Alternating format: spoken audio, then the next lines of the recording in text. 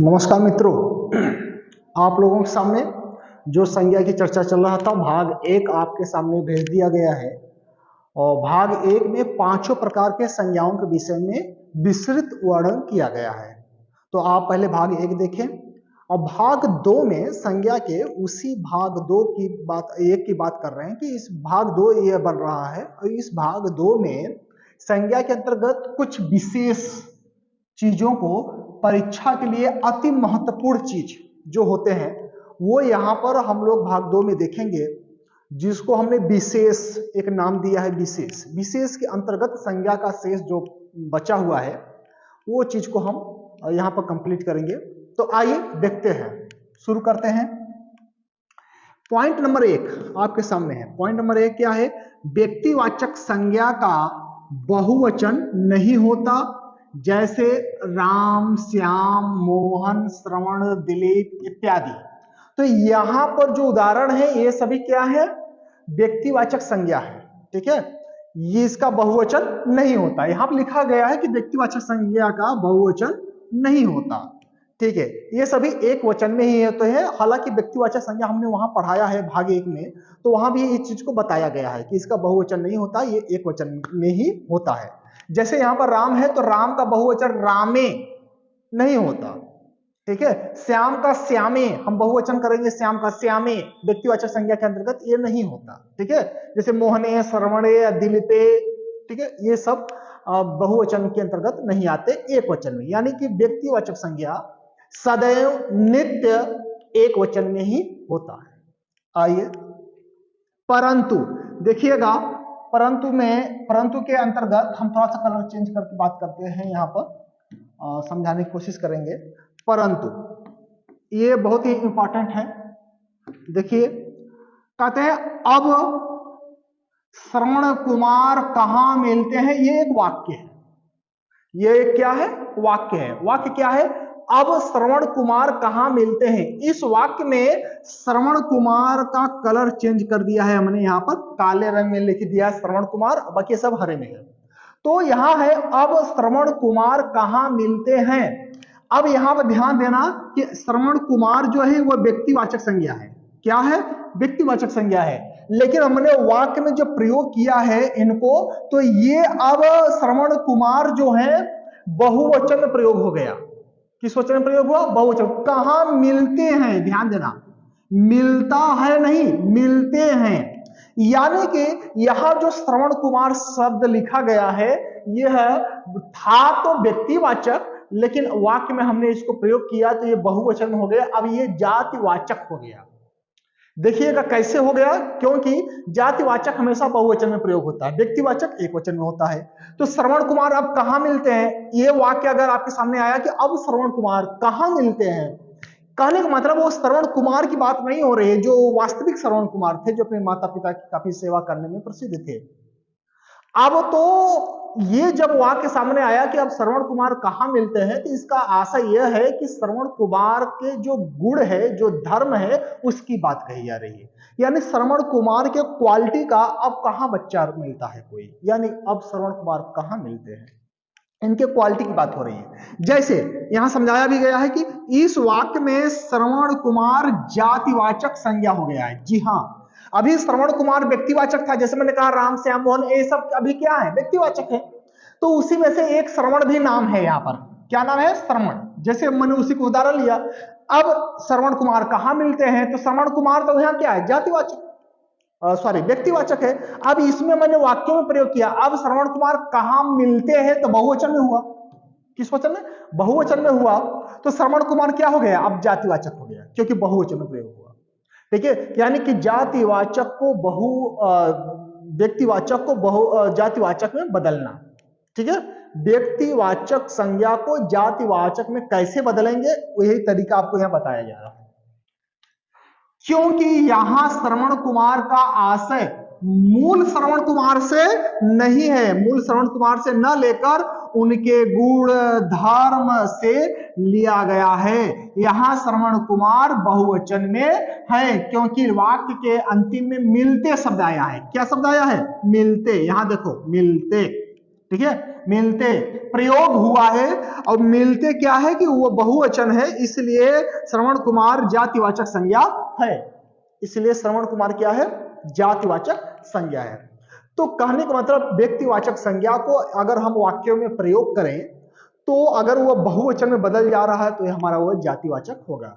श्रवण कुमार व्यक्तिवाचक संज्ञा है, लेकिन मैंने वाक्य में प्रयोग किया कि अब श्रवण कुमार कहाँ मिलते हैं, तो वास्तव में वास्तविक श्रवण कुमार की यहाँ बात नहीं हो रही है। ये कहा गया कि श्रवण कुमार के जो गुण है, जो धर्म है, उस गुण धर्म उसके स्वभाव की तरह अब बच्चे कहाँ मिलते हैं। ठीक है, तो यहां पर अब श्रवण कुमार क्या हो गया? जातिवाचक, क्योंकि बहुवचन में प्रयोग किया गया। आइए आगे चलते हैं। एक वाक्य आपके सामने और है, चलिए इस वाक्य को देखिए ध्यान से। देश में जयचंदों की कमी नहीं है। जी हां, देश में जयचंदों की कमी नहीं है। आप लोग जयचंद को बड़े अच्छी तरीके से जानते होंगे। हमारे देश का ही था, दुश्मनों से जाकर मिल गया था और दुश्मनों से मिलकर अपने देश की हानि करवाया उसने। ठीक है, नालायक था वो जयचंद। तो कहने का मतलब अब वही है जयचंद, जो कि अपने ही पैर पर कुल्हाड़ी मारने वाला व्यक्ति, अपने ही लोगों को बर्बाद करने वाला व्यक्ति जयचंद माना जाता है। अच्छा करैक्टर में नहीं है जयचंद। यहां पर वही चीज लिखा गया कि देश में जयचंदों की कमी नहीं है। अब जयचंदो यहां पर ये देखो, जयचंद जबकि व्यक्तिवाचक संज्ञा के अंतर्गत आता है, लेकिन जयचंदो यहां बहुवचन हो गया है। जयचंदो की कमी नहीं है, जयचंदो की कमी नहीं है यानी बहुवचन में प्रयोग किया गया है, तो जयचंद यहां पर हो गया जातिवाचक। क्या हो गया है? जातिवाचक संज्ञा हो गया है। तो देश में जयचंद का मतलब यह नहीं कि वो जयचंद जो मर गया उसकी बात हो रही है, बल्कि यहां पर जयचंद जैसी क्वालिटी के लोग इस देश में उनकी कमी अब नहीं है। यानी बहुत सारे लोग हैं जो जयचंद जैसी क्वालिटी आज भी रखते हैं। घरों में लड़ाइयां झगड़ा होती है, परिवारों में होता है, समाज में होता है, तो जयचंद के बुद्धि के लोग होते हैं।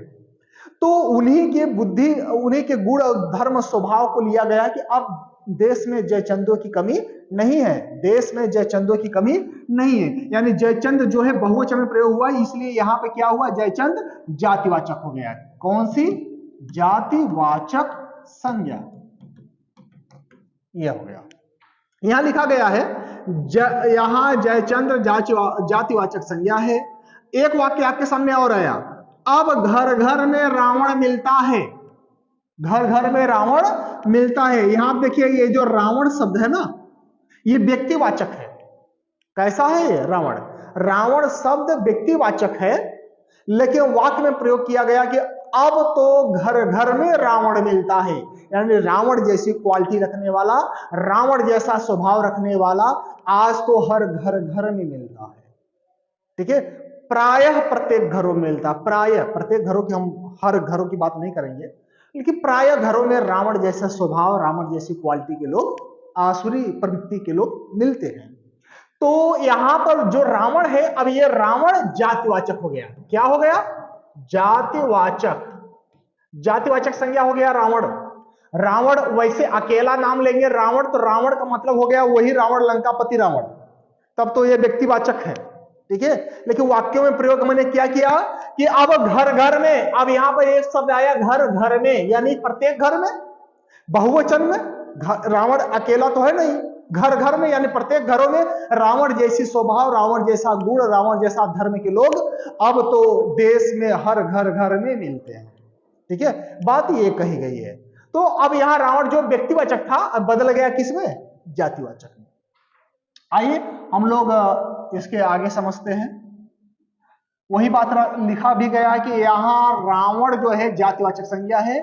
जैसे अब एक है शब्द है आपके गोस्वामी, जातिवाचक संज्ञा है। गोस्वामी कौन सी संज्ञा है? जातिवाचक। गोस्वामी क्या है? गोस्वामी किसी का नाम नहीं है। गोस्वामी एक टाइटल है जो लोग अपने नामों के पीछे आगे लगाते हैं, जैसे कि हरिचंद गोस्वामी, रामदेव गोस्वामी और कलुआ गोस्वामी। ठीक, बहुत सारे नाम है, गोस्वामी लगा दो। गोस्वामी क्या है? टाइटल। और गोस्वामी एक जातिवाचक संज्ञा के अंतर्गत आता है। गोस्वामी किसके अंतर्गत आता है? जातिवाचक संज्ञा के अंतर्गत। क्योंकि गोस्वामी व्यक्तिवाचक नहीं है, गोस्वामी जातिवाचक है। और गोस्वामी का मतलब होता है कि ये टाइटल है तो ये कोई भी लगा सकता है, सबके लिए छूट है। ठीक है, जो उसके अंतर्गत आ रहा है, उस जाति के अंतर्गत गोस्वामी एक जाति है, जाति के अंतर्गत आ रहा है तो उसमें गोस्वामी टाइटल लगाए तो गोस्वामी क्या है, जातिवाचक संज्ञा है। लेकिन गोस्वामी जातिवाचक संज्ञा है तो इसको व्यक्तिवाचक संज्ञा में हम अगर बदलें तो क्या वाक्य बन के आएगा, यहां देखिए, परंतु रामायण गोस्वामी जी ने लिखी है। एक शब्द आया, रामायण किसने लिखी, गोस्वामी जी। अब यहां पर ये जो गोस्वामी है ये जातिवाचक संज्ञा है। अब यहां पर जो गोस्वामी आया, रामायण गोस्वामी जी ने लिखी है, तो जातिवाचक बहुवचन है। अब देखिए यहां पर जो गोस्वामी है, गोस्वामी का यहां मतलब है तुलसीदास। गोस्वामी का मतलब क्या हो गया, तुलसीदास। तुलसीदास जी को लोग तुलसीदास न बोल के गोस्वामी भी बोलते हैं। भैया ये किसकी रामायण है, गोस्वामी जी का। गोस्वामी से आशय किसका हुआ, केवल एक व्यक्ति, तुलसीदास। एक व्यक्ति एक वचन में, अर्थात व्यक्तिवाचक संज्ञा। कौन सी संज्ञा, व्यक्तिवाचक संज्ञा। अभी तो गोस्वामी क्या था, जातिवाचक संज्ञा। गोस्वामी क्या था, जातिवाचक। इसको वाक्य में जब मैंने प्रयोग किया कि रामायण गोस्वामी जी ने लिखी है, तो रामायण जो लिखने वाला है वो है केवल गोस्वामी जी। गोस्वामी एक वचन में है तो ये हो गया कौन सी, व्यक्तिवाचक संज्ञा। कौन सी संज्ञा हो गए, व्यक्तिवाचक संज्ञा। यहां लिखा भी गया है कि अब यहां गोस्वामी व्यक्तिवाचक संज्ञा हो गया है। यहां गोस्वामी से आशय तुलसीदास से है। जी हाँ, रामायण शब्द आया ना, इसलिए पता चल रहा है कि भैया ये तुलसीदास है। गोस्वामी से आशय क्या है, तुलसीदास है। ठीक है, जैसे यहां लिखा गया है कि देवी, देवी जो शब्द है वो जातिवाचक है, पर देवी कहने से अगर दुर्गा का बोध हो तो वह व्यक्तिवाचक संज्ञा हो जाता है। ठीक है, देवी लड़कियों को, बच्चियों को भी कहा जाता है कि भैया अरे देवी जी, देवी जी, देवी जी। लोग अपने नाम के आगे भी लगा लेते हैं, जैसे सुशीला देवी, बबीता देवी। पहले की महिलाएं अपने नाम में देवी शब्द लगाते हैं। तो देवी क्या है, देवी प्रत्येक महिलाएं लगाती हैं। ठीक है, तो देवी एक जाति हो गई है। देवी क्या हो गई, जाति। और वैसे भी देखा जाए तो देवी बहुत सारे देवी हैं। देवी क्या, देवी सब है। देवी एक जात हो गई, जातिवाचक संज्ञा के अंतर्गत देवी आता है।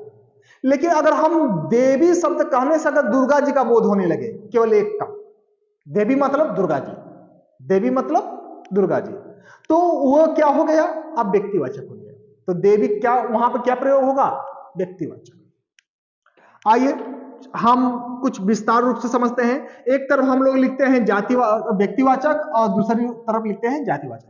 कौन कौन से व्यक्तिवाचक है और कौन कौन से जातिवाचक हैं, आइए यहां से समझते हैं। जैसे रूल क्या है, केवल एक व्यक्ति का अगर बोध हो, जैसे राम, तब वो हो जाएगा व्यक्तिवाचक। और कहते हैं कि अनेक का बोध हो, जैसे पर्वत, हमने बोल दिया पर्वत, तो पर्वत में का, पर्वत बहुत है, हिमालय है, अरावली है, मेरू है, सुमेरु है, माउंट एवरेस्ट है, बहुत सारे पर्वत हैं। लेकिन मैंने किसी पर्वत का नाम लिया नहीं। अगर मैं नाम ले लेता हिमालय, तब यह व्यक्तिवाचक हो जाता। सुमेरु व्यक्तिवाचक हो जाता, अरावली व्यक्तिवाचक हो जाता। मैंने किसी का नाम नहीं लिया, मैंने कहा पर्वत, सब लोग आ गए, जातिवाचक। पर्वत क्या है, जाति है। ठीक है, और किसी एक व्यक्ति का अगर बोध हो, जैसे राम, राम एक है, व्यक्तिवाचक संज्ञा, एक वचन में है या बहुवचन में है। जैसे गंगा, ठीक है, गंगा एक है, पूरे भारत में गंगा कितनी है, एक गंगा है, गंगा एक नदी है, तो व्यक्तिवाचक हो गए।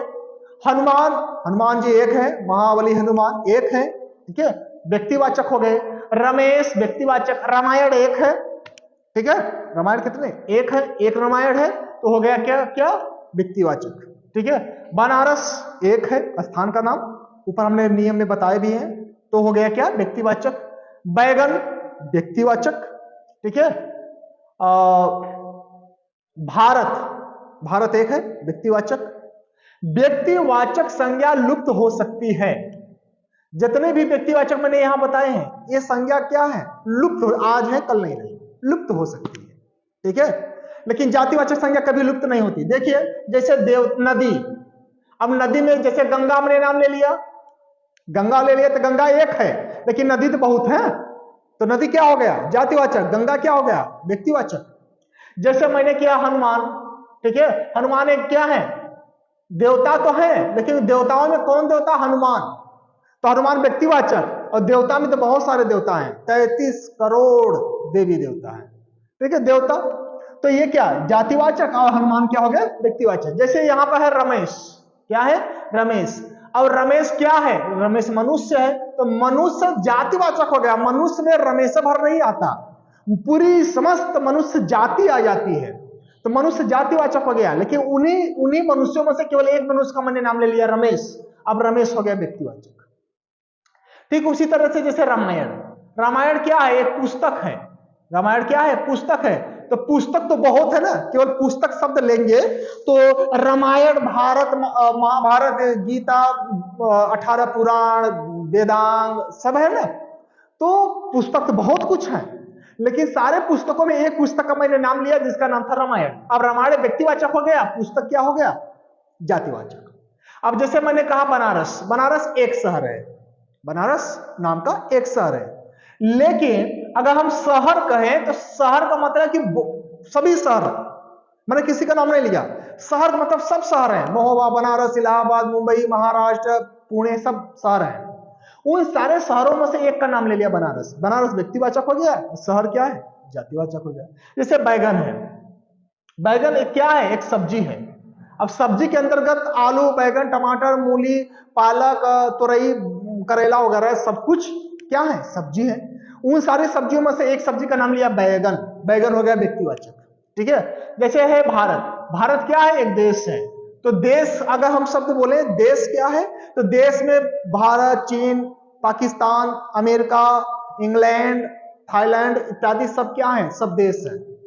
तो सारा सब कुछ देश है, लेकिन उन सारे देशों में से किसी एक देश का मैंने नाम लिया भारत, तो भारत अब हो जाएगा व्यक्तिवाचक, और देश क्या है? जातिवाचक। ये कहते हैं कि व्यक्तिवाचक संज्ञा लुप्त हो सकती है, लेकिन जातिवाचक संज्ञा कभी लुप्त नहीं होती। जैसे नदी, अब यहां पर व्यक्तिवाचक संज्ञा लुप्त हो सकती है, जैसे सरस्वती। सरस्वती एक नदी है, सरस्वती क्या है? एक नदी है। गंगा, यमुना आप तो जानते हो, सरस्वती नदी को आपने देखा ही नहीं है, वो लुप्त हो गई। सरस्वती नदी क्या हो गई? लुप्त हो गई। पहले प्राचीन काल में कुरुक्षेत्र में बहती थी, अब वो एक नाले के समान रह गई है, सिकुड़ गई, खत्म हो गई है सरस्वती नदी। तो ये लुप्त हो सकती है। व्यक्तिवाचक संज्ञा क्या है? लुप्त हो सकती है, जैसे सरस्वती नदी लुप्त हो गई। लेकिन जातिवाचक संज्ञा क्या है? नदी। नदी क्या है? जातिवाचक। अब नदी कौन सा नदी मैंने नाम नहीं लिया, बस नदी, और नदी में सारे नदियां आ गए, तो नदी कभी भी लुप्त नहीं हो सकती। नदी शब्द कभी लुप्त नहीं हो सकता। सरस्वती नदी व्यक्तिवाचक लुप्त हो सकती है, लेकिन जातिवाचक लुप्त नहीं हो सकती। व्यक्तिवाचक संज्ञा बदला जा सकता है, ध्यान देना, ये जो व्यक्तिवाचक है ना, ये संज्ञा इसको हम बदल सकते हैं, ठीक है, बदला जा सकता है। जैसे काशी को बनारस में बदल दिया गया, इलाहाबाद को प्रयागराज में बदल दिया गया, फैजाबाद को अयोध्या में बदल दिया गया, तो व्यक्तिवाचक संज्ञा थे, व्यक्तिवाचक संज्ञा क्या हो गए? बदल दिए गए। लेकिन ये कहते हैं कि जातिवाचक संज्ञा बदला नहीं जा सकता। जैसे शहर, शहर को आप बदल सकते हो? क्या करोगे? क्या नाम रखोगे उसका? शहर है, शहर वो हर प्रदेश में पाया जाता है शहर, तो शहर को हम बदल नहीं सकते। व्यक्ति यानी कि जातिवाचक संज्ञा है, शहर क्या है? जातिवाचक, और जातिवाचक संज्ञा कभी बदला नहीं जा सकता, ठीक है। ये कहते हैं कि व्यक्तिवाचक संज्ञा स्थायी नहीं रहती, व्यक्तिवाचक संज्ञा स्थायी नहीं रहती, यानी परिवर्तन होता रहता है, स्थायी नहीं रहता। जैसे गाय, ठीक है, गाय क्या है?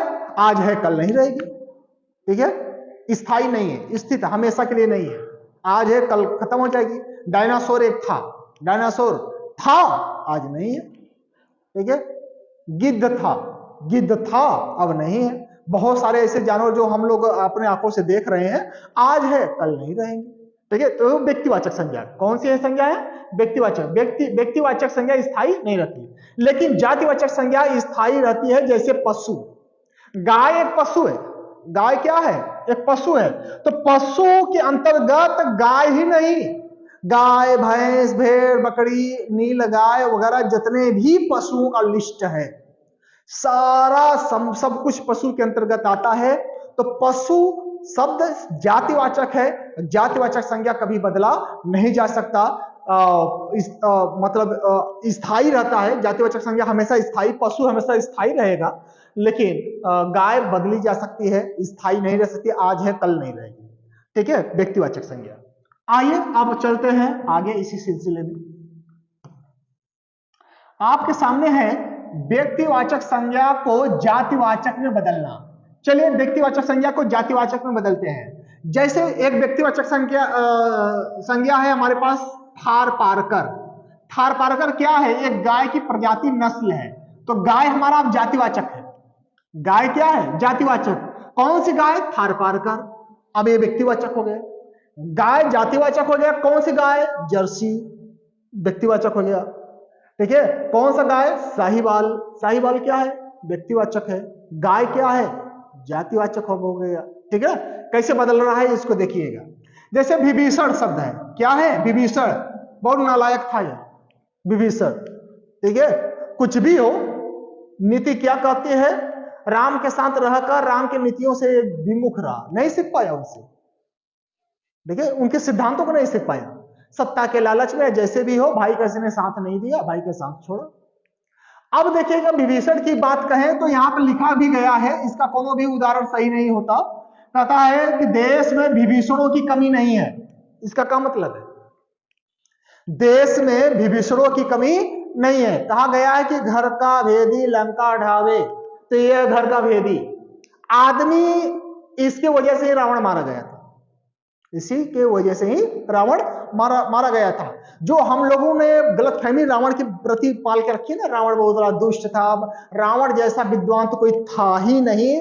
हम लोग भले गलतफहमी पाल के बैठे हैं कि सीता को हर ले गया से। अरे पढ़ो तो, रामायण तो पढ़ो। किसी के कहने पर बहकावे में आकर हम लोग कुछ भी अनाप शनाप दिमाग में उनके प्रति भर लेते हैं। अरे जो भगवान भोलेनाथ का परम भक्त हो, उससे बड़ा कोई भक्त ही नहीं है, और वो गलत कैसे हो सकता है? अगर वो गलत होता तो उसको मारने के लिए, उसको उद्धार करने के लिए भगवान विष्णु को राम के अवतार में आना पड़ता। रावण के लिए आए, क्योंकि भक्त हो तो रावण जैसा। अगर भगवान से दोस्ती न कर सको, अगर भगवान से मिलन ना हो पाए, तो भगवान से दुश्मनी कर लो, तुम्हारा उद्धार हो जाए, जैसे रावण ने किया। ठीक है, फिलहाल एक परोक्ष कहानी है। कहानियां बहुत तरह से बदलती हैं। कुछ आंतरिक कहानी होती है, कोई वाय होती है। हम लोग वाय, किसी भी चीज को, तुलसीदास के बाड़ियों को सब लोग समझ सके, ऐसी किसी में बुद्धि में सामर्थ्य नहीं है। लोग अर्थ का अनर्थ लगाते हैं, गाल अपनी बजाते हैं, लोग उसी में पड़े रहते हैं, समझ लेते हैं हाँ हाँ यही है, यही अर्थ होता है। सब बेवकूफ है। चलो आओ इधर। विभीषण, ठीक है, वाक्य क्या बना? विभीषण क्या है? व्यक्तिवाचक। विभीषण क्या है? व्यक्तिवाचक। जातिवाचक में कैसे बदला गया? देश में विभीषणों की कमी नहीं है। जी हाँ, ऐसा देश में नहीं है जो अपने घर की बुराई किसी दूसरे से बताता हो, अपने घर की भेद किसी दूसरों को देता हो। ऐसे लोगों की कमी देश में नहीं है। बहुत सारे हैं, हर घर में एक एक मिल जाते हैं। ठीक है, तो हर घर में विभीषण है, यानी देश में विभीषणों की कमी नहीं है। अब विभीषणों, ये क्या है? ये वास्तविक विभीषण की बात नहीं हो रही है। विभीषण की जो क्वालिटी थी ना, इस क्वालिटी वाले लोग आज भी देश में हैं। तो यहां पर उसके क्वालिटी की बात हो रही है। अब ये बहुवचन, विभीषणों बहुवचन में, किसमें है? बहुवचन में। ठीक है, तो बहुवचन में कहा? जातिवाचक। जातिवाचक में सभी बहुवचन में होते हैं। आओ जैसे रावण शब्द है, क्या है? रावण। रावण तो अभी व्यक्तिवाचक है। रावण का यहां आशय क्या है? लंकापति रावण। ठीक है, लेकिन अब आ जाओ इधर। आज घर घर में रावण है, उदाहरण दिया गया, आज घर घर में रावण है। तो घर घर में रावण है ना, तो बहुवचन में घर घर में रावण है, बहुवचन का प्रयोग किया गया है। तो आज घर घर में रावण है, तो रावण अब यहां जातिवाचक हो गया। तो रावण की बात नहीं की जा रही है, रावण की क्वालिटी के लोग आज घर घर में है।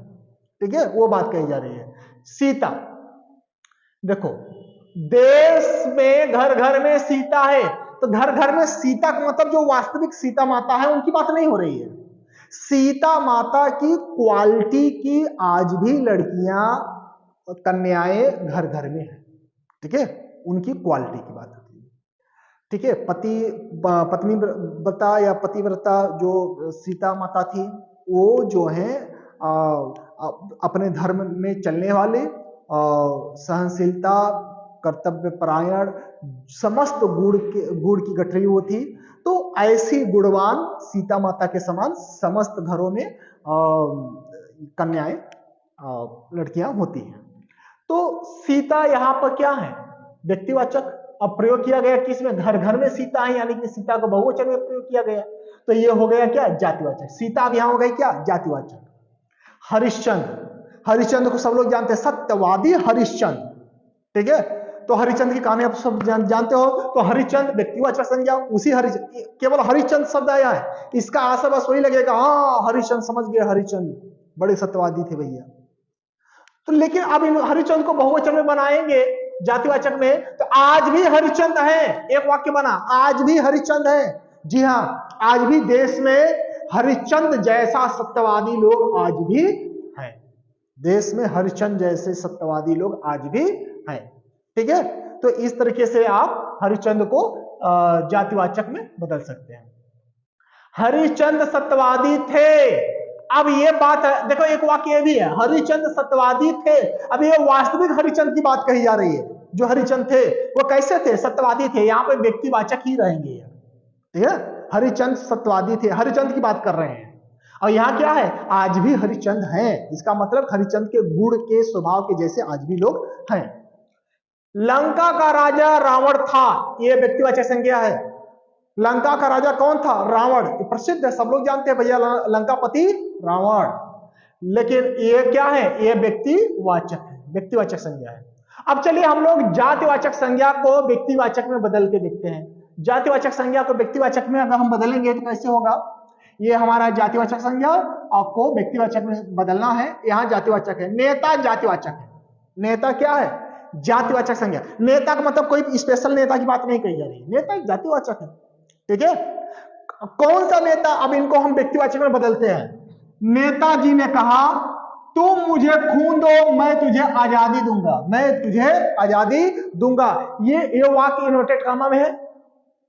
इन्वर्टेड कामा का मतलब यह हुआ कि हूबहू नेताजी ने जो बात कही थी उसी बात को हूबहू यहां पर लिख दिया गया। इसके लिए डबल इन्वर्टेड कामा का प्रयोग किया जाता है।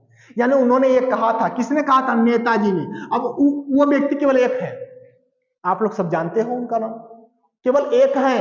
अब नेताजी का आशय केवल उन्हीं से है, दुनिया में कुकुर मुत्ते की तरह दुनिया भर का जो नेता उतरे हैं इनसे नहीं, केवल उन्हीं नेताजी से जो शहीद हो गए, ठीक है। आइए आगे।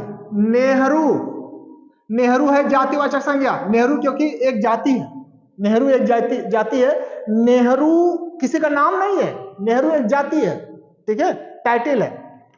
अब नेहरू को व्यक्तिवाचक में बदले तो नेहरू जी देशभक्त थे।